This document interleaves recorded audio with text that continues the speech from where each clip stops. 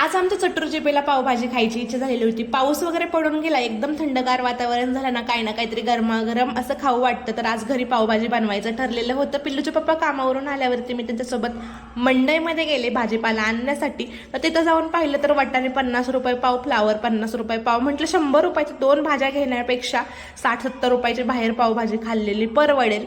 म्हणून भाजीपाला घ्यायचा प्लॅन कॅन्सल करून आम्ही मंडईमधून डायरेक्ट निघालो भारत माता चौकामध्ये. त्याच्या अगोदर एक सिग्नल लागतो, पुणे नाशिक हायवे. इतकं ट्रॅफिक प्रमाणा बाहेर म्हणजे चाकणचाच हायवे येतो.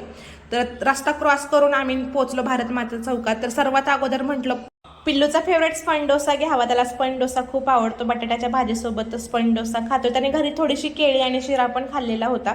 तर इथं डोसा खूप छान भेटतो, फक्त ती लाल चटणी खारट भेटते म्हणून मला ती चटणी अजिबात आवडत नाही.